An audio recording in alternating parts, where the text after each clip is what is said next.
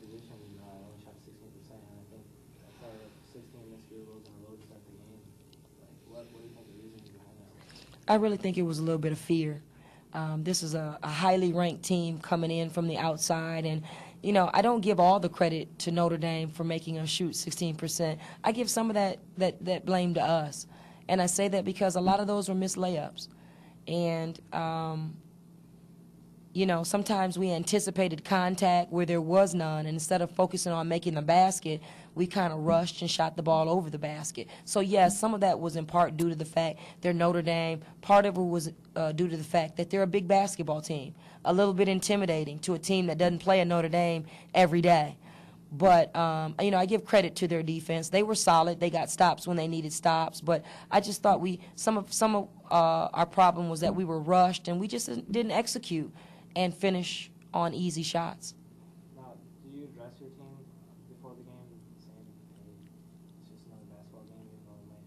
Did you say anything to them about that? Absolutely, but that's easier said than done. You know, we've got 10 relatively new players, and of the returners, you got Cassie Schrock, who's really a sophomore, doesn't have a ton of game experience when you put her up against a veteran, Lindsay Schrader, number 24 from Notre Dame. I mean, those kids are solid kids that were highly touted out of high school, and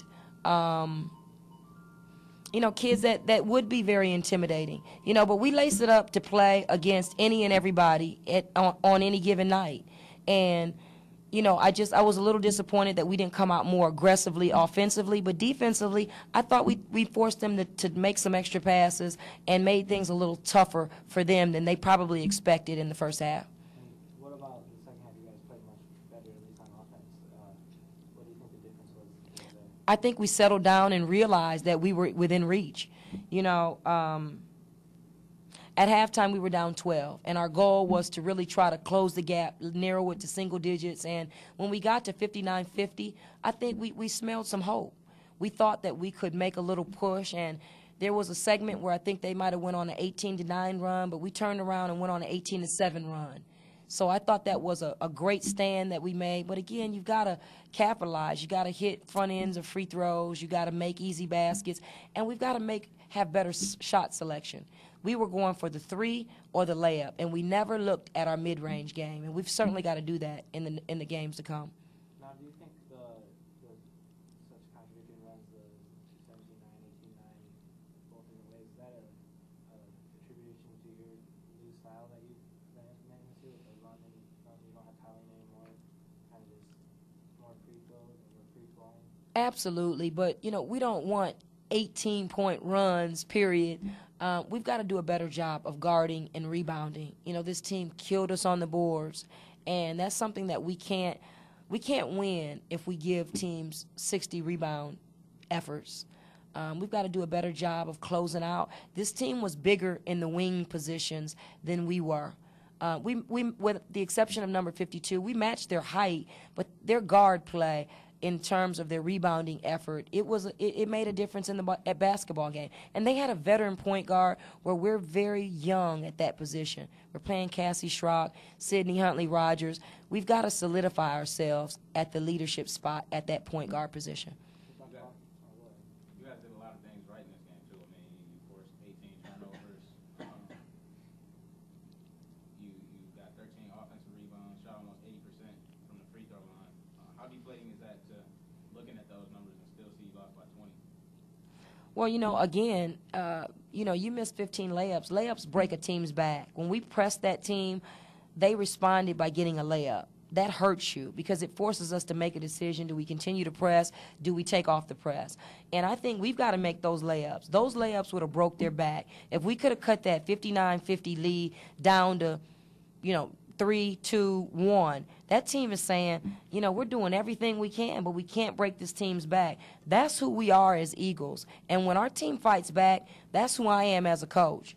When we give up easy layups and we turn the ball over, not due to their pressure. We had a few turnovers due to their pressure, but we had 16 turnovers. Most of them were travel. Most of them were, you know, just rushing to do things. Not so much they trapped us and had us boxed in. We've got to fix that and become a better basketball team in that regard. But you're right, we did some things right. We scored 63 points against a very good team. This is a team that scored 100 points on people. They blow people out of the box, and they couldn't pull away from us like that in this game.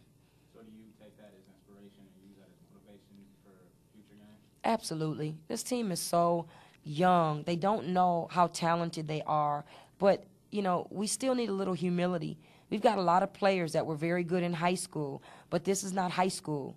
So it's like, welcome to the real world. We've got to play against people that are very, very talented. And it's a wake-up call for us. But the kids respond very well. They played well down in Cancun and against two good teams. And this is another tough team. I think all of these games are preparing us for MAC play. You talk about the play at Cassie today. She played 38 minutes. Fairly long, like you said, but didn't shoot particularly well, but made up for it at the free throw line. What do you have to say about her play today? You know, Cassie has been the catalyst in our success. I do think we're having success. We only have 2 wins, but that doesn't define success for me. This is a very young team, and it is led by Cassie Schrock.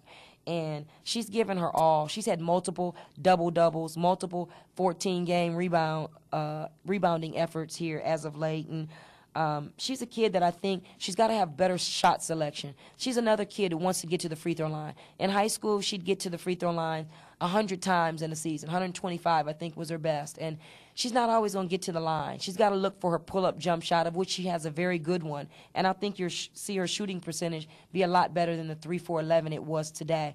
She's a kid who's so unselfish. She was open for threes, but she wants to distribute the ball when she's at the point. She's got so many roles to fulfill. She's playing the 1 through 4 for us every night. So she's my superhero right now. There were 55 whistle fouls in this game. Did you feel that was accurate, or did you feel that they were a little loose with the whistle tonight? I didn't feel it was accurate. I didn't feel it was needed. I thought it was excessive, even the flagrant foul. I know that, I had given a charge to our team, by any means necessary. I didn't want them to give up a layup. And I thought, T.J. Johnson, anybody that knows her knows she's the nicest kid in the world. She would not commit a flagrant foul. And for him to even make that up, excuse me, I don't ever have to talk about the refs on the air. That was uncalled for. It was ridiculous. I saw you kind of give her a little high five when she came to the bench. Was that you just kind of letting her know that, hey, I know that this isn't in your nature and that wasn't? Absolutely. It was a hard foul. I commend you for it. Next time, maybe a better angle or different position might have helped, but she wouldn't do that. And I know that kid, and I was letting her know, any kid that gets a tough foul in there, I'm with you. And I wasn't, it wasn't going to be the end of the world if we didn't win this game. Had this spread been any further than it was, I'd have been disappointed. I'd like this to have been, under 20. But I was really pleased that this young team could play with a top 10 team and only have a 20-point spread. Now, one thing you said you don't measure your success with the 2 wins. What do you measure your success on? The overall effort of our team. Are we getting better? Are we making strides toward being a better team during MAC season? If you look at any team in the Mid-American Conference, nobody has played the quality of schedule to date that we have played. North Dakota won 27 games last year. Cleveland State was in the NCAA tournament. James Madison has a player that's in the WNBA right now. TCU, NCAA team. I mean, the list goes on. Notre Dame, top in the country. Illinois State was top 25 at one time. So it's been a very brutal preseason, and it may have been too tough for such a young team, but I believe in my team and I believe in my coaching staff. Just going back to the defensively and the layup situation, you guys gave up quite a few points in the paint. I think it was 44, 46 points in the paint. Can you talk about that? I know their guards were flashing in the paint and going out, which was creating open spaces for their guards and forwards to make those layups. But can you talk about how, because you guys did turn that around in the second half and limited them in the second half. So can you just talk about that?